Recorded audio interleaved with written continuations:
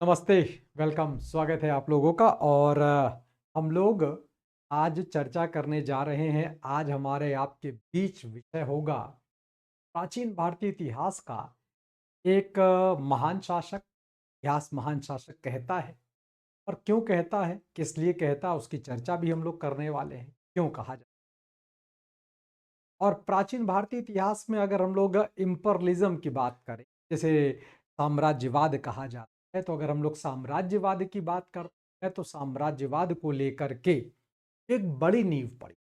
बड़ी नींव, बड़ी नींव का मतलब है बड़ा साम्राज्य। एक ऐसा साम्राज्य जो केंद्रीकृत तरीके से चलता है, सेंट्रलाइज तरीके से चलता है, चलाया जा रहा है और सफलतापूर्वक चलाया जा। इस केंद्रीकृत प्राचीन साम्राज्य को नाम दिया गया इतिहास के पन्नों में। वो नाम है मौर्य साम्राज्य। मौर्य साम्राज्य जिसको स्थापित करने का श्रेय दिया जाता है, हाँ, हम लोग जानते हैं चंद्रगुप्त मौर्य को। वही चंद्रगुप्त मौर्य जिनके गुरु चाणक्य हुआ करते थे। वही चाणक्य जिनको कौटिल्य भी कहा जाता था। वही कौटिल्य जिनको विष्णुगुप्त भी कहा जाता। वही कौटिल्य जिन्होंने अर्थशास्त्र जैसी किताब लिखने का भी काम किया। फिलहाल चंद्रगुप्त मौर्य जिसने एक लंबे समय तक शासन किया, लगभग लगभग 323 से लेकर 298 ईसा पूर्व। उसके बाद उसका बेटा गद्दी पर बैठा जिसे हम लोग जानते हैं बिंदुसार के नाम। 298 से लेकर 273 ईसा पूर्व। बिंदुसार के बाद गद्दी पर बैठा उसका बेटा जिसे हम लोग जानते हैं अशोक के नाम। आज हम लोग चर्चा करने जा रहे हैं इतिहास के उस महान शख्सियत को लेकर जिसे महान कहा गया। अशोक महान जैसा नाम दिया गया। और उसके जीवन की वैसे तो घटनाएं बहुत सारी, लेकिन हम लोग जिस घटना की ओर बात करेंगे, जिस एक विषय पर बात करेंगे, वो उसके जीवन का एक बड़ा महत्वपूर्ण मोड़ है। एक बहुत महत्वपूर्ण परिवर्तन है। एक बहुत महत्वपूर्ण आ, जिसे कहते नहीं है, चौराहा है, जहां से राजतंत्र की प्रणाली, जहां से साम्राज्य में बिना किसी प्रकार का युद्ध किए, बड़ा युद्ध किए, बिना किसी रक्तपात के किए, इस तरह से वो सत्ता साम्राज्य को आगे बढ़ाने, ये सब कुछ हम लोग बात कर रहे हैं। अशोक की अगर बात किया जाए तो अशोक के पिता जिनका नाम बिंदुसार है। बिंदुसार के बहुत सारे बेटे हैं, ऐसा कहा जाता। सिंगली जिसे श्रीलंका कहा जाएगा, सिंगली साहित्य, सिंगली लिटरेचर, जिनमें प्रमुख तौर पर नाम दीपवंश और महावंश के आते हैं। तो अकॉर्डिंग टू सिंगली लिटरेचर, अकॉर्डिंग टू श्रृंगली बौद्ध लिटरेचर, ये बताया गया कि बिंदुसार के 100 बेटे हैं। उन 100 बेटों में एक का नाम था अशोक, जिसने अपने 99 भाइयों को मार दिया, और मारने के बाद वो गद्दी पर बैठा। एक बात तो निश्चित हो गई कि अशोक का गद्दी पर बैठना ये एक सामान्य प्रक्रिया के तहत नहीं हुआ। उसमें कई सारी अलग अलग घटनाएं, कई सारी अलग अलग बातें, कई सारे अलग तथ्य हम लोगों को मिलते और दिखते। तो हम लोग आज चर्चा करने वाले हैं उसी अशोक के बारे में। और वो कई सारी घटनाएं जिन पर अभी कलिंग युद्ध पर आने से पहले मैं आप लोगों के लिए जो प्रारंभिक घटनाएं घट रही हैं उनकी अगर बात करूं तो उनको मैं आपको बताऊंगा। जैसे अगर मैं आपसे कहूं अशोक के शासनकाल को ले, अशोक का शासनकाल क्या है, तो अशोक का शासनकाल 269 टू 232, तो 32 ईसा पूर्व तक आपको दिखाई पड़े। ठीक है ना, ईसा पूर्व तक आपको दिख। ठीक। अब आप गौर से देखिएगा इस समय काल को, क्योंकि कई सारी बातें जो जुड़ती हैं इतिहास में, उनकी अगर बात करें तो मैं अशोक के पिताजी का नाम लिख देता हूं, नीचे ही लिख देता हूं, बिंदुसार। बिंदुसार, देखिए बिंदुसार का जो मृत्यु हो रहा है, वो हो रहा है, मैं पूरा शासनकाल नहीं लिखूंगा, या लिख ही देता हूं, 298 से लेकर 273 ईसा पूर्व तक, है ना। अगर मैं इसकी बात करूं तो अब आप एक चीज गौर करिएगा, जरा इस डेट को गौर से देखिए और जरा इस डेट को गौर से देखिए। अब आप गौर से देखेंगे इन दोनों डेट को तो आपको एक अंतर दिख रहा, जिसे हम लोग मैथमेटिकल डिफरेंस कह सकते हैं, अंक गणित का अंतर कह सकते हैं। 4 साल का अंतर दिख रहा है ना। 4 साल अंतर आ रहा है। यानी अगर मैं यहाँ पर आपसे ये कहूँ कि देखो भाई, जो अशोक नाम का व्यक्ति है, वो गद्दी पर बैठा 269 में, यानी वो राजा बना, और 273 में बिंदुसार की डेथ हो गई। तो ये बीच का 4 साल कौन था? बीच के 4 साल में क्या हुआ? कौन था? किस प्रकार? तो देखिए, इस बीच के 4 साल में कोई था नहीं, अशोक ही राजा है। राजा अशोक ही है, लेकिन कुछ घटनाएँ घट रही।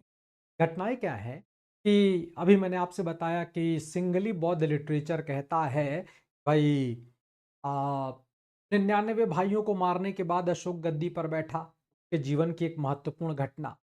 इतनी सच है, बहुत सारे विवादों के अपने दायरे में फँसी हुई बातें हैं। विवादों पर जाएँगे तब नहीं बनता, लेकिन विवाद बहुत सारे हैं। अपने-अपने तर्क, अपनी बातें दी जाती हैं। लेकिन 99 भाइयों की बात को कितना सही बता पाना, कितना वो सत्य है, कितनी वो सही है, ये बता पाना थोड़ा मुश्किल भरा काम है। लेकिन एक बात तो सत्य है, एक बात तो सत्य है। और सत्य की बात की अगर बात करूँ, मौर्यन साम्राज्य पर एक बड़ी महत्वपूर्ण किताब लिखी गई है रोमिला थापर जी के द्वारा। बहुत बड़ी लेखिका है, बहुत ज्ञानवान लेखिका, मौर्य साम्राज्य पर उन्होंने लिखा है। उसमें उन्होंने बताया कि अशोक ने अपने एक बड़े भाई को मारा था, जिसके साथ उसका उत्तराधिकार को लेकर संघर्ष भी हुआ था। जिसे हम लोग सुसीम या सिमूक, मैं दोनों नाम फिर से बोल रहा हूँ, सुसीम या सिमूक नाम से जाना जाता है। तो ये व्यक्ति को, यानी इस लड़के को मार करके बैठेगा। ठीक है भाई, दोनों के बीच लड़ाई हो। यानी जो प्रमुख ऐतिहासिक बातें या किताबें हैं, वो एक बात का उल्लेख करती हैं कि अशोक ने अपने 99 भाइयों को तो नहीं मारा, लेकिन एक भाई को मारा है। और इस बात की पुष्टि होती है अशोक के अभिलेखों से। हम ये भी जानते हैं कि अशोक ने बहुत सारे अभिलेख लिखे। ठीक। तो अशोक के जीवन के जो पहली महत्वपूर्ण घटना है, और वो घटना ये कि पिता की मृत्यु के बाद उत्तराधिकार का ये संघर्ष। अब ये उत्तराधिकार का संघर्ष होने का कारण संभवतः कई सारा रहा होगा। टीम को लेकर के, शायद जनता का, या शायद दरबार के अंदर कई प्रकार के मतभेद या कई प्रकार की गुटबाजियां हो सकती हुई होंगी। तो उन सारी बातों को रखा गया, जो युद्ध को कहीं ना कहीं उत्तराधिकार के युद्ध को बताता है। लड़ाई हो गई, गद्दी पर बैठ गया। जहां तक ये अशोक का गद्दी पर बैठना है, ये उसके पिता के इच्छा अनुसार नहीं। बिंदुसार, क्योंकि बिंदुसार तो चाहते थे कि मेरा बड़ा वाला बेटा, जिसका नाम सुसीम या सुमन है, वो गद्दी पर बैठे। उत्तराधिकार का जो एक नियम नहीं बनता है आमतौर पर मोनार्कियल सिस्टम में, नियम, पिता, पिता के बाद उसका बड़ा बेटा गद्दी पर बैठेगा। ये एक स्टैंडर्ड नियम। अब जरूरी नहीं है कि इसका पालन किया जाएगा, ये कतई जरूरी नहीं, लेकिन स्टैंडर्ड है, बना हुआ है भाई। तो उस हिसाब से बिंदुसार चाहते थे अपने बड़े वाले बेटे को। लेकिन अशोक खुद गद्दी पर बैठना चाहता, उसके कई सारे अपने अलग अलग कारण हैं। राजनीतिक कारण है, जनता का कारण है, महत्वाकांक्षा भी है कि जब अशोक राजकुमार था, जब वो अवंती का गवर्नर था, तो तक्षशिला जैसे विद्रोह को दबाने के बाद कहीं ना कहीं के मन की ये जो इच्छाएं हैं, वो थोड़ी बलवती होती चली गई हैं। उसके अपने अपने मतलब होता नहीं है कि देखो मैं ऐसा कर गया, देखो मैं वैसा कर गया, मुझे ये जिम्मेदारी दी गई। तो जिम्मेदारियों को कहीं ना कहीं उसने स्वीकार किया, और उस जिम्मेदारी ने उसे एक सफल इंसान बनाने का काम किया। फिलहाल अशोक गद्दी पर बैठा, और संभवतः वो अपने पिता की इच्छा अनुसार न गद्दी पर बैठ करके एक लड़ाई के बाद बैठा है। ये लड़ाई, और लड़ाई के बाद जब वो अपने आप को, जिसे कहते हैं राज्याभिषेक कहा जाएगा, तो वो जो राज्याभिषेक कर रहा है वो इसी समय कर रहा है। वो जो अपना क्राउन सेरिमनी कर रहा है वो इस दौरान कर रहा है, यानी 269 में कर। तो ये जो आप लोगों को इतिहास के किताबों में ये जो 4 साल का अंतर और अंतराल दिखाई पड़ता है, ये वस्तुतः इसी कारण से दिखाई पड़ता है, और कोई कारण नहीं। अब हम लोग, जैसे हमने कहा, आपसे कहा ना कि इसको फिर हम लोग कैसे लेते हैं, क्यों मानते हैं? तो अशोक, जिसके बारे में मैंने अभी आपसे बताया कि अशोक कर क्या रहा है, अशोक के बहुत सारे अभिलेख हैं। अशोक ने बहुत सारे अभिलेखों को लिखने का काम करवाया है। भारत का पहला राजा जो अभिलेख लिखवाने का काम करेगा, और बहुत सारे अभिलेख लिखवाएगा भी। तो कहीं ना कहीं उन अभिलेखों में वो एक बात का उल्लेख करता है कि शासन काल के फला वर्ष में मैंने ये किया, शासनकाल के फला वर्ष में मैंने ये किया। क्योंकि हम लोग जिस मुद्दे पर आकर बात करने वाले हैं कलिंग को लेकर के, जिसका मैं भी आपको कारण भी बताने जा रहा हूँ, क्यों हुआ, क्या हुआ, सब कुछ बताऊंगा। तो वो कहता है अपने 13वें शिलालेख में, मैंने अपने शासनकाल के 8वें वर्ष में, और कलिंग की लड़ाई का जो डेट आपको दिखाई पड़ता है, कलिंग युद्ध का जो तिथि क्रम दिखाई पड़ता है, वो है 261 बीसी, 261 ईसा पूर्व। अब अगर उसके शासनकाल का, यानी वो कहता है मेरे शासनकाल के 8वें वर्ष में लड़ाई हुई है, तो 261 में 8 जोड़िएगा तो 269 आ जाएगा। इसी आधार पर कहा जाता है कि उसका शासनकाल शुरू होता है 263, 269, 269 पूर्व से। ठीक है, चलो भाई। अब अशोक गद्दी पर बैठ गया। अब एक बात समझ लीजिए, ये मैंने आपको बात क्यों बताई। इस बात को बताने का प्रमुख कारण ये है, प्रमुख मुद्दा ये है कि हुआ ये कि अशोक के गद्दी पर बैठने को लेकर के दरबार में बन गई है गुटबंदी, यानी दो गुट बन गए। एक गुट वो है जो कि सुसीम का पक्षधर है, एक गुट वो है जो कि अशोक का पक्षधर। सुसीम के गुट की अगर बात करें तो सुसीम के गुट में आपको दिखाई पड़ने वाले हैं खल्लटक, जो कि बिंदुसार के मंत्री रह चुके थे। खल्लटक और कई लोग थे जो सुसीम को एज अ रूलर देखना चाहते थे, क्योंकि महाराज बिंदुसार ऐसा चाहते थे, यानी राजा बिंदुसार ऐसा चाहते थे। इसलिए वो एक गुट बन गया। एक गुट वो बना जो अशोक का समर्थन करता, और इस गुट में अशोक के आने वाले समय के प्रधानमंत्री बनने वाले हैं जिनका नाम राधा गुप्त है। राधा गुप्त की पहचान ये है कि ये चाणक्य अर्थात विष्णुगुप्त के शिष्य, आप शिष्य मानकर चलिएगा। वो एक अलग बात है कि इनके भी अस्तित्व को लेकर तमाम प्रकार की बातें चलती हैं। उनके शिष्य थे, उनके पुत्र थे, क्या थे, हटाइए। जितनी भी विवाद की बातें हैं उनको हटा दीजिए। जो प्रमुख बातें हमारे आपके विषयगत, यानी हमारे आपके सब्जेक्ट, हमारे आपके सब्जेक्ट से जुड़ा हुआ जो मामला बनेगा, हम लेकर चले जाएंगे कहाँ पर, अपने एग्जाम पर। कि हमारा आपका जो ये पूरा विषय चल रहा है, ये पूरी जो चर्चा चल रही है, वो परीक्षा को ध्यान में रखकर चल रही है। निश्चित तौर पर परीक्षा के बिंदु से हम लोग बातचीत करने वाले हैं। तो अब हो क्या रहा है कि दो गुट बन गए। एक गुट ये कहता है कि जिस स्वाभाविक सी बात है, प्रोपेगेंडा जिसे कहा जाता है अंग्रेजी का, वो होगा, ये उतने काबिल नहीं है, ऐसा नहीं वैसा, यानी काबिलियत पर सवाल उठ रहा। चंद्रगुप्त मौर्य से लेकर बिंदुसार के जमाने तक चले जाए तो लगभग लगभग मोर एंड लेस उस जमाने का भारत, आज का नहीं, उस जमाने का भारत। उस जमाने के भारत का मतलब ये हो जाता है कि वो भारत, वो वाला भारत जिसमें आप ये देखेंगे, ये पाएंगे कि कहीं ना कहीं आजकल का पाकिस्तान जैसा देश भी शामिल है। पहले तो पाकिस्तान नहीं था। पाकिस्तान तो बना 15 अगस्त 1947 को, से पहले तो नहीं है ना। भारत का आज़ादी के साथ ही बना है।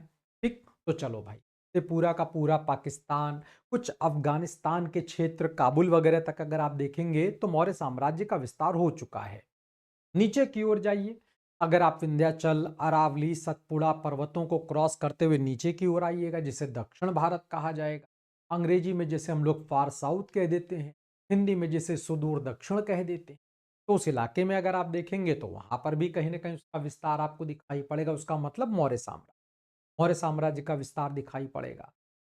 तो बहुत कुछ जीतने के लिए बचा हो अशोक के लिए, ऐसा कुछ दिखाई नहीं। इतना बड़ा साम्राज्य तो ऑलरेडी चंद्रगुप्त मौर्य और बिंदुसार, जो कि उनके पितामह यानी कि दादाजी और पिता यानी कि पापा जी हैं, वो तो कर गए हैं। तो कोई बहुत बड़ा अभियान तो है नहीं। हाँ, थोड़े बहुत कुछ चीजें हैं, जैसे कहीं पे कुछ विरोध हो रहा है या विद्रोह जैसी कुछ चीजें चल रही हैं, उनके ऊपर नियंत्रण स्थापित करना समय समय पर, मतलब एक एडमिनिस्ट्रेटिव कंट्रोल के पॉइंट ऑफ व्यू से वो कुछ गतिविधियां अंजाम देता है। अपने अभिलेखों में वो चर्चा भी करता है। मामला फंसता है आकर के जिस एक जगह पर, वो है कलिंग की लड़ाई, जिसके बारे में हम लोग प्रमुख तौर पर बात करने वाले हैं आज के विषय में।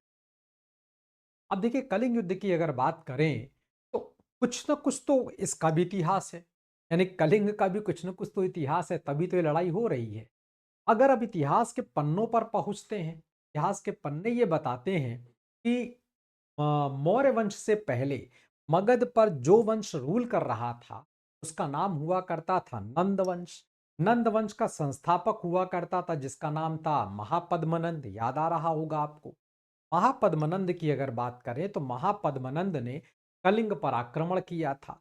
महापद्मनंद ने कलिंग पर आक्रमण किया था, इस बात की जानकारी हम लोगों को मिलती है। कलिंग का एक राजा है जिसका नाम मैं लिख देता हूं, खारवेल। कलिंग का एक राजा है जिसका नाम है खारवेल। और खारवेल का एक अभिलेख है जिसको हम लोग एक नाम देते हैं हाथी गुम्फा अभिलेख। हाथी गुम्फा अभिलेख, इस अभिलेख से हम लोगों को नंद राजा महापद्मनंद के कलिंग पर आक्रमण करने, कलिंग में नहर बनवाने और वहां से जिनसेन की मूर्ति लेकर के मगध चले आने की जानकारी मिलती है। अब ये ऐतिहासिक स्रोत है, देखिए एक राजा है खारवेल जो इस बात को लिखवा रहा है अपने इंस्क्रिप्शन में, है ना। तो ये एक ऐतिहासिक स्रोत है। इसका मतलब इस तथ्य से हम ये निकाल सकते हैं कि कलिंग पर मौर्य वंश से पहले ही जो मगध पर सत्ता का काबिज रही होगी उसने शासन किया है, यानी कलिंग मगध में आ चुका है। मगध का यानी कि मगध का शासक महापद्मनंद, महापद्मनंद के बाद उसका 8वां बेटा जिसका नाम धननंद, वो राजा बन गया। तो जब धननंद राजा बना तब तक कलिंग उसके पास में है, यानी कलिंग अभी मगध के अंदर है। धननंद को पराजित कर दिया चंद्रगुप्त मौर्य ने और पूरा का पूरा राज्य हस्तगत कर लिया, जिसके भी ऐतिहासिक प्रमाण मिलते हैं। अगर आपको याद होगा तो आप लोगों ने पढ़ा होगा एक किताब का नाम जिसका नाम है मुद्रा राक्षस, जो कि लिखी गई है विशाख दत्त के द्वारा। ध्यान रखिएगा, मुद्रा राक्षस विशाख दत्त के द्वारा लिखी गई, बाद में लिखी गई किताब, और ये कथा चित्र है। मैं एक और पॉइंट आपको बता दे रहा हूं, ये कथा चित्र, आप इसे चित्रकथा भी कह सकते हैं। यानी एक बात तो अब तक साबित हो रही है कि चंद्रगुप्त मौर्य के जमाने तक कलिंग मगध का पार्ट है, मगध का हिस्सा है। अब चंद्रगुप्त मौर्य के बाद गद्दी पर बैठे बिंदुसार, बिंदुसार के जमाने से ऐसा कोई भी जानकारी नहीं मिल पा रहा है जिसमें यह पता चल रहा हो कि कलिंग आजाद हुआ या कलिंग ने कुछ विद्रोह किया, और यह भी नहीं पता चल पा रहा है कि क्या ऐसी घटना घटी है। लेकिन एक बात तो निश्चित है, या तो बिंदुसार के शासनकाल में कुछ घटनाएं घटी जिसकी जानकारी नहीं मिल पा रही है, जिसमें कलिंग अपने आप को अलग कर लेगा, ये बिंदुसार के शासनकाल की घटना हो सकती है, या अब थोड़ा और आगे बढ़ जाएं, या ये 273 से लेकर 269 के बीच, 273 टू 269 बीसी के बीच वो 4 साल का दौर था जिसमें हम देख पा रहे हैं कि मगध साम्राज्य के अंदर गद्दी पर बैठने के लिए एक संघर्ष चल रहा है। और आप जानते हैं, जब भी केंद्रीय सत्ता में राजनीति का उलझन, राजनीति में उठापटक, राजनीति में इस प्रकार की गड़बड़ियां और गलतियां चलेंगी तो निश्चित तौर पर उसका फायदा अन्य लोग उठाएंगे।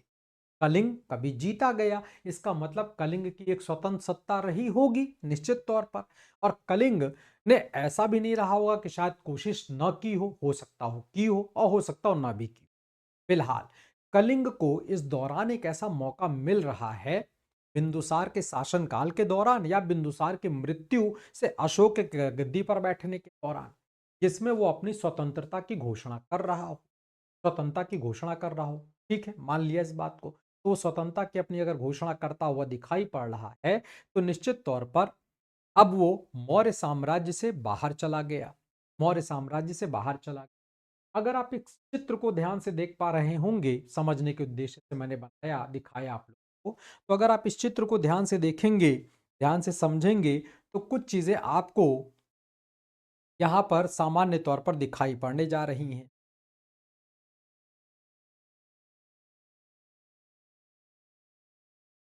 कुछ चीजें आपको यहाँ पर सामान्य तौर पर दिखने वाली हैं। जैसे अगर मैं बात करूं तो अगर आप इस चित्र को गौर से देखिए, ध्यान से देखिए, तो यहाँ पर देखिए आपको दिख पा रहा है कलिंग, देख रहे हैं ना।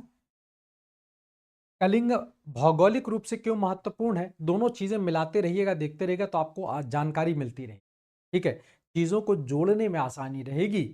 और हमेशा ध्यान रखिएगा, एग्जाम जिसे परीक्षा कहा जाता है, और वो भी वो एग्जाम जो यूपीएससी कंडक्ट कराता, उसमें चीज़ों का कोऑर्डिनेशन बहुत ज़रूरी है। चीज़ों का मिलना जुलना, चीज़ें मिलती जुलती रहती तो वो बड़ी महत्वपूर्ण बन जाती।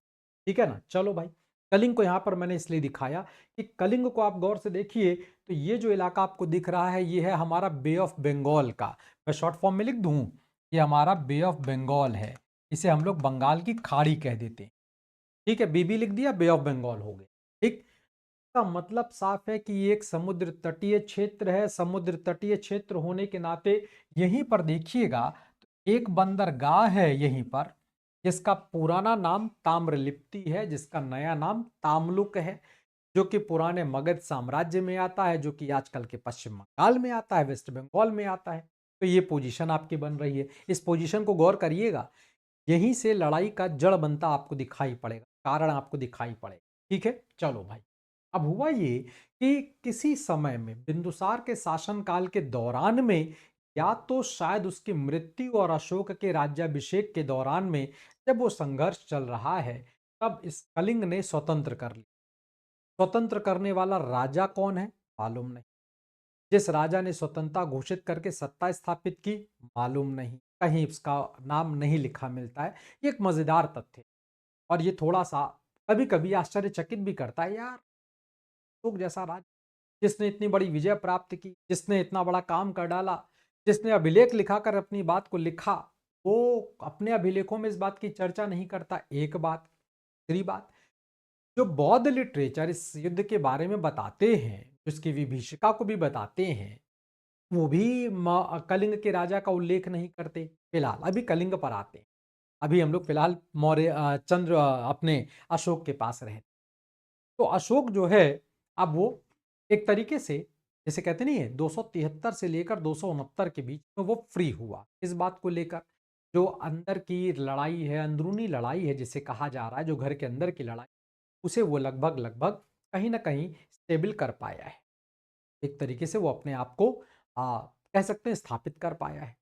और अब उसके सामने एक चैलेंज चैलेंज है, अपनी विरासत में मिलने वाली सत्ता को शांतिपूर्ण तरीके से स्थापित करना, जो उसके पिताजी भी कर चुके हैं और जो उनके दादाजी भी कर चुके हैं, अर्थात पितामह कर चुके हैं, जिनका नाम चंद्रगुप्त मौर्य।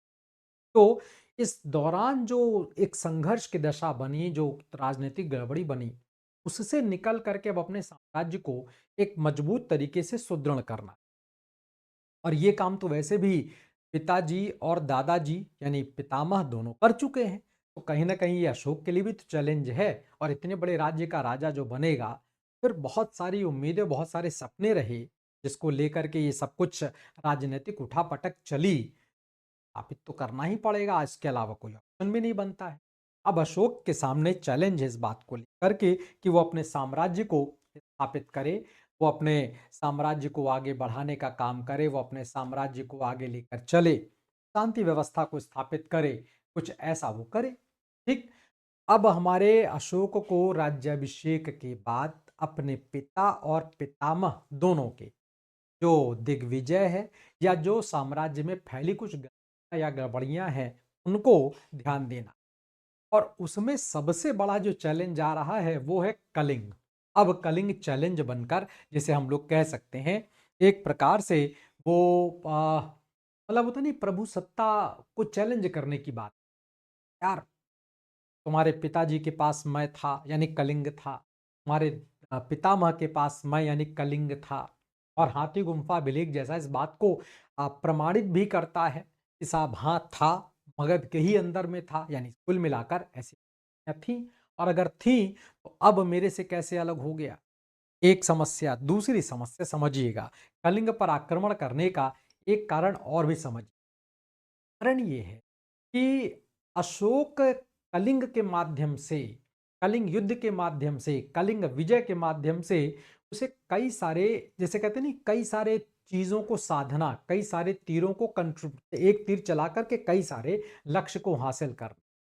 अशोक गद्दी पर बैठ गया, अशोक ने अपना राज्याभिषेक भी कर लिया, सब कुछ हो गया। लेकिन अभी भी दरबार के अंदर, दरबार के बाहर, दरबार के बाहर का मतलब प्रजा के बीच में एक संशय है। और वो संशय जो चल रहा है वो कुछ लोगों के बीच है, और वो ये कि अशोक संभवतः उतना योग्य और उतना काबिल नहीं है जितना कि उसके पिता, जितना कि उसके पितामह। कहीं ना कहीं उसके राजनैतिक जीवन के ऊपर, उसके राजनैतिक व्यक्तित्व के ऊपर, उसके राजनैतिक सफलता के ऊपर एक क्वेश्चन मार्क है। और अशोक को यह साबित करना है। कैसे करे अशोक? कैसे अशोक करे? इसी दौरान अशोक को लगता है कि कलिंग पर यह काम किया जा सकता है, और कलिंग पर यह काम करके, अब जीत करके, मैं अपने ऊपर उठने वाले सवालों को, क्वेश्चन मार्क का जवाब मैं दे सकता हूं। ठीक भाई, मान लिया इस बात को। अशोक ने अब टारगेट में लिया। एक कारण। दूसरा कारण भी समझिएगा। देखिए, कलिंग पर आक्रमण करने का कोई एक कारण नहीं है, कई सारे कारण। वैसे भी किसी घटना का कोई एक कारण होता नहीं है, कारण तो कई सारे होते हैं। अब देखिए हो क्या रहा है। कलिंग की मैंने आपको ज्योग्राफिकल सिचुएशन बता दी। कलिंग कहाँ पर है? बंगाल की खाड़ी के बिल्कुल बगल। बंगाल की खाड़ी के बिल्कुल बगल में है। यानी जितना भी वो समुद्री व्यापार चल रहा है, कहाँ कहाँ से लेकर के दक्षिण पूर्वी एशियाई देशों के साथ में, जिसमें प्रमुख तौर पर श्रीलंका भी आता है। अगर आपको ध्यान होगा तो आप जानते होंगे इस बात को कि अशोक का बड़ा वाला बेटा महेंद्र, बड़ी वाली बेटी क्या, एक बेटी जिसका नाम संगमित्रा है, ये दोनों चले गए थे श्रीलंका, जिसका पुराना नाम सिंघल, और इसे सिलोन भी कहा जाता है, बौद्ध धर्म के प्रचार के लिए। इसी ताम्रलिप्ति नाम के बंदरगाह से, मैं नाम लिख भी दूं इस बंदरगाह को ले, इसी ताम्रलिप्ति बंदरगाह से, इसी ताम्रलिप्ति बंदरगाह से ये दोनों लोग गए हैं श्रीलंका। व्यापार भी चल रहा है। इसका मतलब साफ है कि इस बंगाल की खाड़ी के जो कई सारे इलाके हैं, वहां से चल रहा है व्यापार। वहां से चल रहा है व्यापार। अच्छा, कुछ साहित्यों में, पुराणों में और अन्य साहित्यों में इस बात की जानकारी मिलती है कि समुद्र में जो नागकुल है और ऐसे कई सारे शब्द मिलते हैं जो ये बताते हैं कि इस समुद्र की यात्रा के दौरान जो मौर्य साम्राज्य से व्यापारी आ जा रहे हैं ताम्रलिप्ति बंदरगाह से, समुद्री डाकुओं, बेसिकली जो नागवंश और कई सारी घटनाएं वो बताई जा रही हैं कि वो जहाज लूट गया और ऐसा हो गया वैसा हो गया। बेसिकली वो समुद्री डाकू हैं जो कि मौर्य साम्राज्य या जो भी व्यापारी जा रहे हैं उनको लूटने का काम कर, उनको लूटा जा रहा है। लूटा जिस जगह पे जा रहा है वो कलिंग के क्षेत्र के पास का इलाका बनता है। अब कलिंग के क्षेत्र के पास कैसे हो रहा है उसका पीछे कारण समझिए। उस जमाने में जो पानी के जहाज बनते थे वो आजकल वाले तो थे नहीं, बड़े बड़े, मैं थोड़ा पुराना नाम ले लूं टाइटैनिक टाइप का, वैसा तो जहाज नहीं था। ठीक है, उस जमाने के जहाज बड़े थे अपेक्षाकृत अपने पुराने जमाने से, लेकिन उतने बढ़िया और उतने अच्छे और उतने मजबूत तो थे नहीं आजकल की तरह से वैज्ञानिक वाले। तो उस जमाने के जहाज करते क्या थे, जो यात्रा करते थे वो बीचों बीच समुद्र में नहीं जाकर, बल्कि वो पानी जमीन से, पानी और जमीन के पास के इलाकों से गुजरा करते, ताकि अगर किसी प्रकार की कोई दिक्कत परेशानी हो तो वो जल्दी से जल्दी अपने जमीन पर पहुंच करके, क्योंकि समुद्र में बहुत सारी गतिविधियां और हलचल चलती ही रहती हैं। तो कहीं ना कहीं उस बात को ध्यान में रखते हुए, तो जब इस इलाके में कलिंग के क्षेत्र में आया करते थे तो यहाँ पर समुद्री डाकुओं के द्वारा उन व्यापारियों को लूट लिया जाता था। लूटा भी गया, कुछ लोगों को मार भी दिया गया। अब ये निर्भर करता है कि विरोध प्रतिरोध ये सब कितना चल रहा है। चलो भाई, इस बात को लेकर के कलिंग के उस जमाने के जो राजा थे उनको व्यापारियों के द्वारा संभवतः इस बात की शिकायत भी की गई। उन्होंने कोई कार्य नहीं किया, मतलब कोई एक्शन नहीं लिया। एक्शन नहीं लिया इसका मतलब साफ बन जाता है कि संभवतः कलिंग का जो राजा है वो एक प्रकार से संदेश भी दे रहा है। अब ये जो घटनाएं घट रही हैं इसका जो रिजल्ट आने जा रहा है वो क्या, इस रास्ते से व्यापारिक गतिविधि रुकेगी। व्यापारिक गतिविधि अगर रुकेगी, भैया कौन खतरे में जान में डाले, एक तो समुद्र की यात्रा खतरा, ऊपर से डाकू लोग लूट लेते हैं वो अलग खतरा, यानी तमाम प्रकार के खतरे। अब अगर ऐसे खतरे हैं तो फिर निश्चित तौर पर व्यापारी या कोई भी व्यक्ति अपने जीवन का खतरा तो नहीं उठाने वाला, अपने जीवन का खतरा तो नहीं बनाने जा रहा है। तो स्वाभाविक तौर पर कुछ गतिविधियां रुकेंगी, आर्थिक गतिविधियां रुकेंगी। ऐसा समझिएगा, बात का हमेशा ध्यान रखिएगा। किसी भी घटना का प्रभाव सबसे ज्यादा तब दिखाई पड़ता है जब वो आर्थिक रूप से चीजों को डिस्टर्ब न कर दे। इकोनॉमिकली अगर जब तक चीजें डिस्टर्ब नहीं हो रही तब तक, पॉलिटिकल या पॉलिटी, यानी अगर पॉलिटिकल चेंजेस की बात किया जाए, जब तक इकोनॉमी पर इम्पैक्ट नहीं पड़ेगा तब तक राजनीति में बहुत कुछ परिवर्तन दिखाई पड़ जाए संभव कम है। सामाजिक परिवर्तन तब होगा जब आर्थिक जीवन पर प्रभाव पड़ेगा। धार्मिक जीवन पर भी जब आप प्रभाव देखेंगे तभी आपको परिवर्तन दिखेगा। तो इसका मतलब साफ है कि सबसे पहले जो चीज प्रभावित होती है और जो फिर बाकी कई सारे अपने आयामों को प्रभावित करती है वो है आपका इकोनॉमी।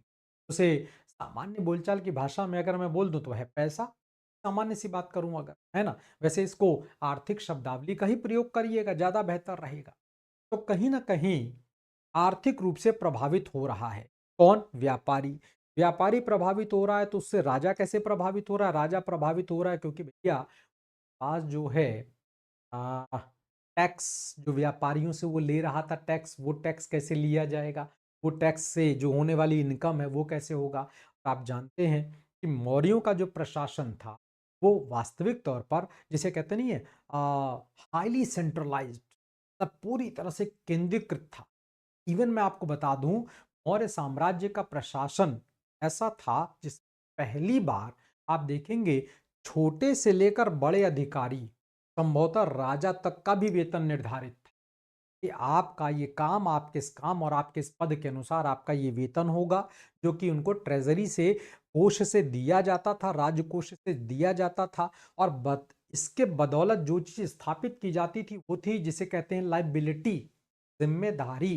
ये तुम्हारी जिम्मेदारी है, ये तुम्हारा काम है, तुम्हारे काम के बदले में तुमको ये दिया जा रहा है, तो ये काम क्यों नहीं हुआ, इसलिए नहीं हुआ, उसके लिए सवाल जवाब किया जाएगा। तो कहीं ना कहीं अब इतना बड़ा सिस्टम जो जनरेट किया गया, इतनी बड़ी व्यवस्था जो निर्धारित की गई, जिसमें जिम्मेदारी भी निर्धारित है, जिम्मेदारी पूरा करने के एवज में आपको वेतन दिया जा रहा है। टैक्स अगर कम होगा तो स्वाभाविक तौर पर राजकोष की आमदनी कम होगी, राजकोष की आमदनी कम होगी तो फिर कैसे दिया जाएगा सैलरी, वेतन कैसे दिया जाएगा? साथ ही साथ मैं आपको कलिंग के बारे में बताऊं। कलिंग मतलब आजकल का उड़ीसा। कलिंग मतलब आजकल का उड़ीसा। तो जो आजकल का कलिंग है, जो उड़ीसा है, ये अपने हाथियों के लिए भी जाना जाता है। हाथी याद होगा, अगर मैं थोड़ी देर के लिए आपको लेकर चलूं सिकंदर के जमाने में। ठीक है, सिकंदर याद आ रहा है जब उसकी पोरस से लड़ाई हुई थी, सिकंदर और पोरस की लड़ाई हुई। पोरस की हार का एक बहुत बड़ा कारण बन गया था उसकी सेना के हाथी, जिसकी वजह से उसे पराजय का सामना करना पड़ा और उसको कहीं ना कहीं आ, संधि समझौता जैसा करना पड़ गया। आइए थोड़ा और आगे आ जाते हैं भाई, सिकंदर से आगे बढ़ जाते हैं, चंद्रगुप्त मौर्य के जमाने में आते हैं। फिर से सिकंदर का एक सेनापति जो आगे चलकर राजा बन गया, जिसका नाम सेल्यूकस निकेटर था, उसने भी आक्रमण किया था 305 ईसा पूर्व में। और उस लड़ाई में चंद्रगुप्त मौर्य की जीत का एक बड़ा कारण था हाथी, यानी एक बहुत बड़ा रोल प्ले कर रहा है हाथी युद्ध के मैदान में। और ये मिल कहां से रहा है? अधिकतर तौर पर कलिंग से मिल रहा है। अगर कलिंग स्वतंत्र है, अगर कलिंग स्वतंत्र है तो फिर वो हाथी जो मगध को मिल रहे थे उनकी सेना का एक बहुत मजबूत आधार बनने के लिए, क्योंकि अगर हम यूनानी लेखकों की बात माने भाई, मौर्यों की सेना बहुत बड़ी थी, 6 लाख के आसपास सैनिक थे। चलो कोई दिक्कत नहीं, इस संख्या को हो सकता है कम ज्यादा की बात कर लो, हो सकता हो इतनी ज्यादा ना रही हो, थोड़ी कम रही हो, या थोड़ी और कम रही हो, मान लेता हूं, कोई दिक्कत वाली बात। लेकिन ये बात तो सर्वविदित है, ये बात सही है, सर्वसत्य है कि बड़ी सेना, हम संख्या को कम ज्यादा कर सकते हैं, 6 की जगह 5 कर लो, 5 की जगह 4 कर लो, लेकिन बड़ी थी, इसमें कोई दो राय नहीं है। तो बड़ी है मगध की सेना, जिसमें भी हाथी बड़े महत्वपूर्ण रोल प्ले करने वाले हैं युद्ध के अंदर। विजय का जो इबारत है, विजय का जो इमारत है, वो लिखने और खड़ा करने का काम कर रहा है हाथी। तो कलिंग आजाद है तो हाथी यहां पर, मगध कमजोर सैन्य तौर पर। अब ये सारी चीजें कहीं ना कहीं आर्थिक व्यापार पर नुकसान, दूसरा यहां से मिलने वाले वो जो हाथी हैं वो उनका न मिल पाना, और कलिंग का मौर्य साम्राज्य से अलग रहना, ये एक चैलेंज करता है कि देखो भैया अशोक, तुम्हारे पिताजी, तुम्हारे पितामह सबने कब्जा करके रखा था, कलिंग तो आजाद नहीं हुआ और तुम कंट्रोल नहीं कर पा रहे हो। तो अब अशोक को लगता है ऐसा कि अगर इस कलिंग पर अधिकार बनाना है, इस कलिंग को जीतना है, इस कलिंग को अपने कब्जे में रखना है, तो निश्चित तौर पर हम लोगों को, हम मतलब अशोक को लगता है ऐसा कि कलिंग पर आक्रमण कर दिया, सुनहरा मौका है। लेकिन इस ढंग से किया जाए, इस तरीके से किया जाए कि कलिंग के राजा को मेरे अभियान का, यानी एक तरीके से कह सकते हैं उसकी तैयारी का, उसे मौका न दिया जाए। तो कहीं ना कहीं कुछ इस ढंग से इस काम को आगे बढ़ाया जाए जिससे चीजें थोड़ी मतलब होता नहीं आसान होती दिखाई पड़े। चलिए खैर, अब अशोक ने अपनी तैयारी कर ली है। फिर से इसी चित्र पर पहुंचते हैं और देखिएगा ये पाटलिपुत्र जो कि मौर्य साम्राज्य की राजधानी, ये ताम्रलिप्ति बंदरगाह है। ठीक जो मैंने आपको बताया था, ये ताम्रलिप्ति बंदरगाह और ये कलिंग है। ठीक है, तैयारी इस ढंग से करनी है कि कलिंग के राजा को इस बात के लिए जानकारी न मिलने पाए या वो तैयार ना हो पाए कि वो प्रतिरोध कर पाए या विरोध कर पाए। वैसे कुछ और कहानियां ये भी कहती हैं कि संभवतः बिंदुसार के ज़माने में कुछ ऐसी यारी दोस्ती टाइप की हुई और कलिंग के जो भी राजा रहे होंगे, कलिंग के राजा के द्वारा अपनी बेटी के विवाह की बात भी शायद अशोक के साथ हुई, ऐसा कहा जाता। ये बातें जैसे हम लोग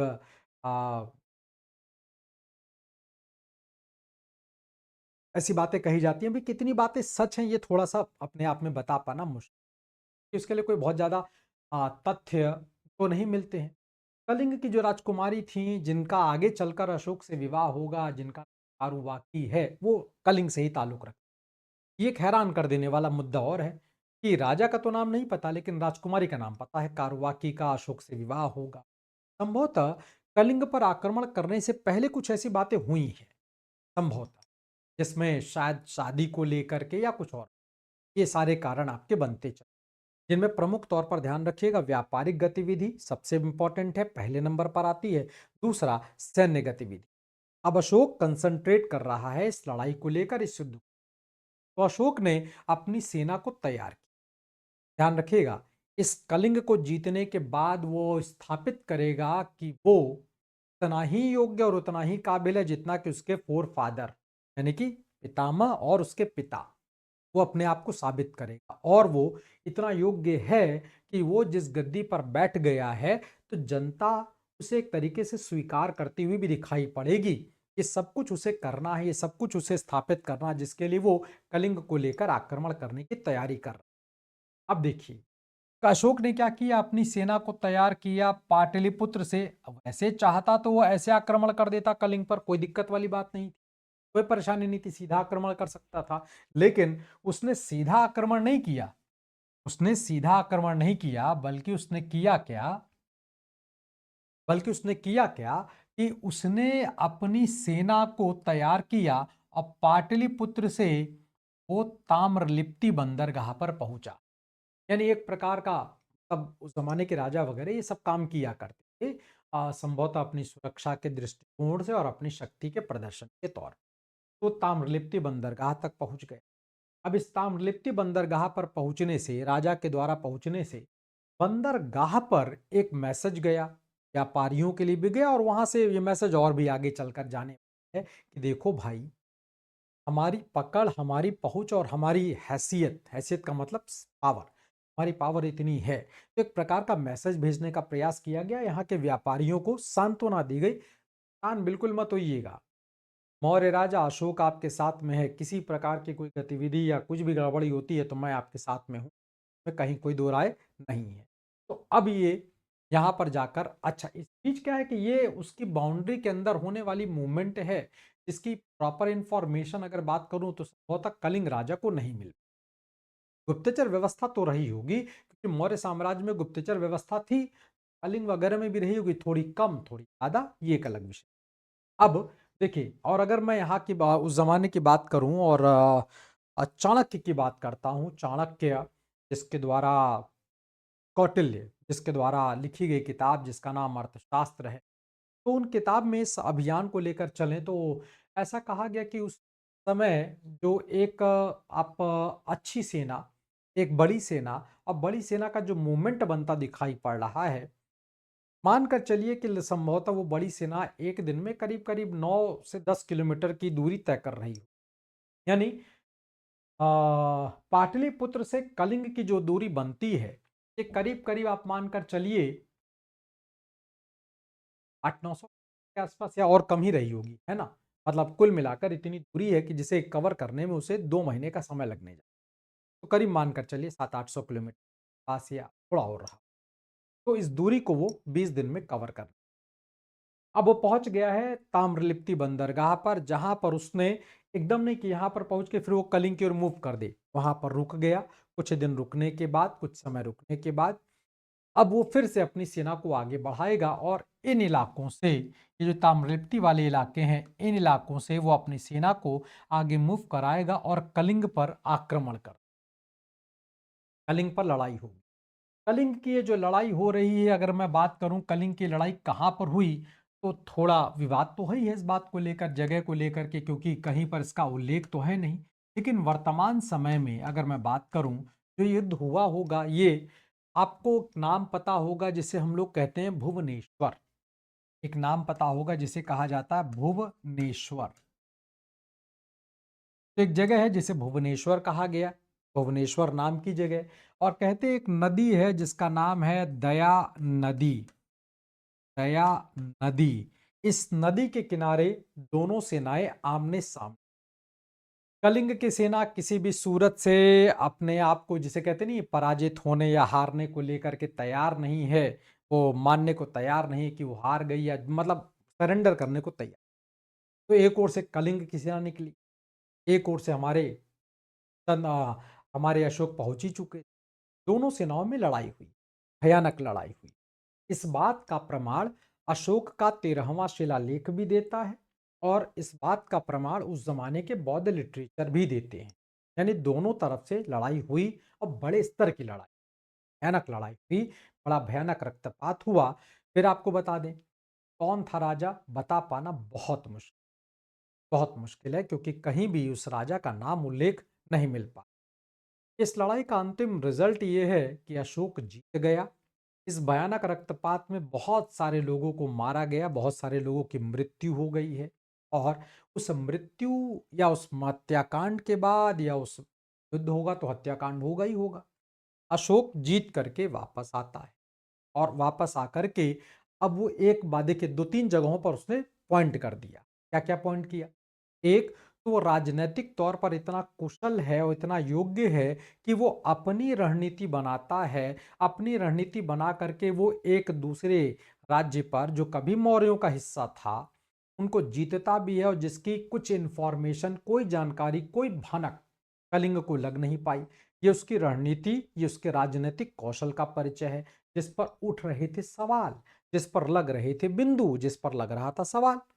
एक तरीके से उसने अपने ऊपर उठने वाले, अपने राजनीतिक कौशलता पर, अपने राजनीतिक कुशलता पर, अपने राजनीतिक अभियानों पर जो सवाल उठ रहे हैं, उनको रोकने का काम करने का कर दिया है। एक बात। दूसरी बात, अर्थव्यवस्था को लेकर, व्यापारियों को लेकर उसने मैसेज दिया कि देखो भाई, आप उतने ही सुरक्षित हैं जितने कि मेरे पूर्वजों के द्वारा। यानी जितने सुरक्षित आप कभी चंद्रगुप्त मौर्य के जमाने में थे, जितने सुरक्षित आप कभी बिंदुसार के जमाने में, उतने सुरक्षित आज आप हमारे जमाने में। कोई दिक्कत वाली बात नहीं।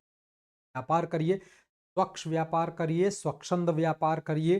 किसी प्रकार का कोई भी नाग राजा, कोई भी नाग देवता, या इस प्रकार से कोई भी परेशान, समुद्री डाकू विशेषकर, समुद्री डाकू आपको परेशान करने नहीं जा रहे। राजा को पराजित करके, इतने बड़े युद्ध को पराजित करके, उसने एक मैसेज और दिया, और वो दिया है हर उस व्यक्ति को, हर उस राजा को जिसके दिमाग में, मन में इस बात का सवाल उठा कि अगर कलिंग अपने आप को आजाद कर सकता है तो मैं क्यों नहीं। एक प्रकार से आप कह सकते हैं, बड़े साम्राज्य में एक जो अलगाव, एक जो बिखराव, एक जो स्वतंत्र घोषित करने की जो चेष्टा या जो भावना है, जो शायद जग रही होगी प्रत्यांतवर्ती सेनाओं के राजाओं, उनको भी मैसेज चला गया कि अशोक इतना शक्तिशाली है, वो इतना ताकतवर है कि वो आपके ऊपर आक्रमण करेगा, पराजित करेगा। और अगर किसी और को लगता है ऐसा कि वो अलग हो सकते हैं, अपनी स्वतंत्रता की सत्ता स्थापित कर सकते हैं, अपनी स्वतंत्रता घोषित कर सकते हैं, तो याद रखो, मैं कलिंग पर पहुंच सकता हूं, और कलिंग पर पहुंच करके मैं भीषण रक्तपात कर सकता हूं। तो ध्यान रखना, सबसे हमें डर नहीं लगता। मैं आज भी अपने पूर्वजों के द्वारा दिए गए ज्ञान, पूर्वजों के द्वारा दिए गए राज्य को मजबूत और सुरक्षित रखने में असक्षम हूं। तो कई सारे वो सवाल जो उठ रहे थे उसके राजनीतिक प्रबंधन को लेकर, जो उसके राजनीतिक मुद्दों को लेकर, उन भी सवालों का उसने क्या कर दिया, जवाब दे दिया। उसने जवाब दे दिया। एक तरीके से आप पाएँगे कि ये बहुत बड़ी सफलता थी अशोक की, ये बहुत बड़ी ऐसा सफलता थी अशोक की। मैं इसका समय भी एक बार फिर से लिख दूँ, 261 बीसी की बात है भाई। एक बहुत बड़ी सफलता थी अशोक की जो उसने स्थापित किया हुआ है, जो कि कहीं न कहीं पूर्वजों से द्वारा दी गई सफलता। अब आप देखेंगे, तो जो मौर्य साम्राज्य जो आपको आजकल की बात करूं तो वर्तमान समय का तमिलनाडु से लेकर के वर्तमान समय का काबुल, पूरब से पश्चिम, उत्तर से दक्षिण, कोई भी दिशा देख लीजिए उस जमाने के हिसाब से, तो लगभग लगभग उसने पूरे इलाके पर अपने आप को स्थापित कर लिया, अपने आप को स्टैब्लिश कर लिया।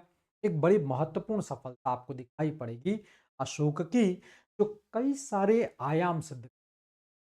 अब यहीं से कुछ बातें और आगे बढ़ा दीजिए। बन गया बड़ा साम्राज्य। यहाँ से कुछ बातें मिलती हैं, वो ये कि अशोक इस युद्ध को जीतने के बाद, ऐसा कहा जाता है कि अशोक इस युद्ध को जीतता है, तो कलिंग युद्ध के बाद अशोक ने बौद्ध धर्म को स्वीकार कर लिया। बौद्ध धर्म से प्रभावित हो गया और उसने बौद्ध धर्म को स्वीकार कर लिया। अचानक नहीं, लड़खड़ाए, सो गए, रात में सपना देखा और एकदम से वो प्रभावित हो गए, ये अचानक नहीं है। अचानक मत मानकर चलिए। ये बात सच है कि कलिंग की लड़ाई के बाद अशोक, जैसा कि वो अपने 13वें शिलालेख में बताता भी है, 13th रॉक इंस्क्रिप्शन, ठीक है, वो अपने 13वें शिलालेख में ये बात बताता भी है। अब इसमें अगर जनसंख्या या गणना या काउंटिंग की बात करें, नंबर की बात करें, तो करीब करीब 1 लाख लोग मर गए, 1.5 लाख लोग बुरी तरह से घायल हो गए। मतलब ऐसी बड़ी बड़ी संख्याएं बताई जाती। मानता हूं फिर से एक बार कि हो सकता हो ये आंकड़ा जो दिया जा रहा हो, इतने लोग मर गए, इतने लोग घायल हो गए, ये हो गया, वो हो गया, मैं सारी बातों को एक बार, इन नंबर को मैं किनारे कर देता हूं। कुछ समय के लिए कम कर लो, किनारे कर लो। लेकिन ये बात तो निश्चित है कि एक भीषण रक्तपात हुआ, ये बात तो बिल्कुल निश्चित। और उस रक्तपात का प्रभाव पड़ा अशोक के ऊपर, किसने, बौद्ध धर्म को स्वीकार किया, जैसा दावा बौद्ध धर्म और बौद्ध धर्म की किताबें करती भी हैं। और अशोक ने भी कहीं ना कहीं बौद्ध धर्म के विस्तार विकास के लिए बड़े बड़े काम किए। बौद्ध स्तूप बनवाना, बौद्ध धर्म को प्रचारित करना। अशोक भारत का पहला राजा है जो कि बौद्ध धर्म को भारत से बाहर लेकर चला जाएगा। उसका बेटा महेंद्र और बेटी संघमित्रा श्रीलंका तक जाएंगे। तो पहला राजा है जो कि बौद्ध धर्म को भारतीय सीमा से बाहर लेकर जाने वाला काम करने वाला है। इन्हीं बड़े-बड़े काम की। लेकिन ये ओवरनाइट चेंजेस नहीं है, ये ओवरनाइट चेंजेस नहीं है, ये चेंज आने में समय लग रहा है। और घटनाएं कुछ ऐसी घट रही हैं जो मैं आपको बता दूं, जो इस युद्ध के परिणाम और प्रभाव के तौर पर होंगी, इसलिए बता दूं आपको। इस विजय के बाद अशोक अपने राज दरबार में है। ऐसा लिखा गया, ऐसा बताया गया, ऐसा कहा गया कि वो बड़ा सब परेशान सा रहता है, आओ इतने लोग मर गए, ये हो गया, वो हो गया। ऐसी बातें उसके दिमाग में हैं, चल रही हैं। इसी दौरान उसकी मुलाकात एक बौद्ध भिक्षु से होती है। बच्चा है बौद्ध भिक्षु, जिसको अगर हम लोग बात करें तो वो बौद्ध भिक्षु जो बच्चा है, वो सुसीम का बेटा है। सुसीम का बेटा है, ठीक। और उस बच्चे को, जो कि उसका भतीजा है, उस बच्चे को देख करके अशोक को लगा यार कुछ तो अलग बात। तो उसने उस बच्चे से जानकारी प्राप्त की। उस बच्चे ने अपने गुरु का नाम बताया, तो गुरु से मुलाकात की और धीरे धीरे करके मोगलीपुत्तिस से तक मुलाकात होती चली गई, जो बौद्ध धर्म के उस जमाने के बहुत बड़े विद्वान माने जाते हैं, जिन्होंने अभिधम्म पिटक जैसी किताब लिखने का काम किया था, त्रिपिटक का तीसरा वाला पिटक। अब देखिए अशोक को यहाँ पर आप देखेंगे, एक नजरिए से हम लोग देखें तो अशोक एक तरीके से आप कह सकते हैं युद्ध से, इस प्रकार की लड़ाइयों से, इस प्रकार के रक्तपात से विरक्त हो गए। ऐसा बिल्कुल नहीं, ऐसा बिल्कुल नहीं है। अगर मौर्य साम्राज्य अशोक के ज़माने तक मजबूत रहा, ताकतवर रहा, तो निश्चित तौर पर कहीं न कहीं ये चीज़ एकदम से हो गई और एकदम से उसने हथियार खूंटी पर टाँग दिया, बस हो गया काम मेरा, ऐसा बिल्कुल नहीं है। उसने बौद्ध धर्म को एक साधन के रूप से प्रयोग कर लिया। अब आप कहेंगे साधन कैसा बन गया? अब उसको ये बात समझ में आ गई कि बौद्ध धर्म के जो भिक्षु घूम घूम कर, और पता नहीं कब से गौतम बुद्ध के जमाने से घूम घूम कर उपदेश देते जा रहे हैं, और उन लोगों को संरक्षण दिया गया बौद्ध स्तूप का बनवाना। बौद्ध स्तूप के अंदर वो विहार और चैत्य जैसी चीजों का निर्माण करवाना। अशोक ने सबसे ज्यादा बौद्ध स्तूप बनवाए हैं ना। तो यानी कहीं ना कहीं इस प्रकार के स्ट्रक्चर के माध्यम से वो जो बौद्ध भिक्षु घूम घूम कर जा रहे हैं, वो वस्तुतः अशोक के मैसेज भी लेकर जा रहे हैं। और अशोक को ये बात समझ में आ गई कि अशोक इस बौद्ध धर्म का प्रयोग करने वाला है किसमें? अपने राज्य की सीमाओं को सुरक्षित करने, अपने साम्राज्य को। या तो देखो, या तो वो हथियार लेकर, सेना लेकर तैयार रहे, आज कलिंग तो कल कोई और, तो परसों कोई और, तो कोई और, यानी वो पूरे भारत में अपनी सेना लेकर घूमता रहता। और उस रास्ते पर जो कि उसके दादाजी चंद्रगुप्त मौर्य के द्वारा बनवाया गया था, उस पर चलते चलते मतलब घूम घूम कर, आपको याद होगा ना कि चंद्रगुप्त मौर्य ने एक सड़क का जाल बिछा दिया था। वही सड़क का जाल जो आगे चलकर शेरशाह सूरी पहचान गया, जिसने ग्रांड ट्रंक रोड नाम रख दिया। याद होगा ना, अंग्रेजों ने रखा था आगे चल करके, जिसे शेरशाह सूरी ने सड़क ए आजम का नाम दे दिया। ऐसी बहुत सारी बातें। फिलहाल तो कहीं ना कहीं उस रास्ते पर चलता, लेकिन अशोक इस बात को जानता है बहुत अच्छी, ये मूवमेंट जो है ये प्रॉब्लम करेंगे। पूरब में जाओगे तो पश्चिम में प्रॉब्लम, पश्चिम में जाओगे तो दक्षिण में प्रॉब्लम, दक्षिण में जाओगे तो उत्तर में प्रॉब्लम। इतना बड़ा साम्राज्य जो खड़ा हो गया है, उसको अब आप सिर्फ और सिर्फ शक्ति के बदौलत स्थापित नहीं कर सकते। अब आप यहां से, होता नहीं, लोगों को मैसेज देकर, लोगों को समझा कर, लोगों को समझा बुझा करके, यानी एक तरीके से एक ऐसा परिस्थिति बना देंगे, एक ऐसा परिस्थिति तैयार कर देंगे जिसके बदौलत ये काम आसान हो जाए। तो अशोक का बौद्ध धर्म स्वीकार करना, इसको सिर्फ इतना मत रखिएगा कि हाँ वो बौद्ध धर्म का बन गया, बल्कि उसने इस बौद्ध धर्म का प्रयोग राजनैतिक तौर पर, जिसका प्रयोग उसने कुछ ऐसे जो शिलालेख वगैरह नहीं होते हैं, शिलालेख वगैरह लिखवाना, वो शिलालेख भारत के अलग अलग जगहों पर मिलने का भी इस बात का प्रमाण है कि अशोक का साम्राज्य बड़ा है, स्थिर है, उसने उसको बनाकर और बचाकर रखा हुआ। ये सारी बातें उन सभी जगहों पर हम लोगों को बड़े साफ तौर पर देखने को, सुनने को, समझने को मिलती। ठीक है ना, इस बात को ध्यान में रखिएगा। तो अशोक के शासनकाल में ये जो कलिंग है, इस कलिंग का जो विजय, ये बहुत बड़े राजनीतिक आयाम, बहुत बड़े राजनीतिक मामले, बहुत बड़ा राजनीतिक एक तरीके से कह सकते हैं आप पॉलिटिकल स्ट्रक्चर जिसे आप कह लो, उसको बनाने का काम करता हुआ आपको दिख। तो सिर्फ कलिंग युद्ध को कलिंग युद्ध के नजरिए से मत देखिएगा। हाँ, कलिंग युद्ध हुआ, अशोक जीत गया, इसके बहुत बड़े आयाम बनने वाले, इससे बहुत सारी चीजें, क्योंकि कोई भी घटना अचानक घटती नहीं है। एक बात, कोई भी घटना के जो प्रभाव होते हैं वो एक नहीं, बल्कि उसके बहुत सारे बहुआयामी प्रभाव प्रभाव होते हैं। इस लड़ाई के बारे में जैसा मैंने कुछ देर पहले बताया, इस लड़ाई का राजनीतिक कारण भी, इस लड़ाई का सामाजिक कारण भी है। और लड़ाई के बाद देखिए, धर्म भी जुड़ता चला गया, ये भी प्रभाव ही है, याद रखिएगा, ये भी प्रभाव ही है कहीं ना कहीं, उस लड़ाई को लेकर, उस युद्ध को लेकर।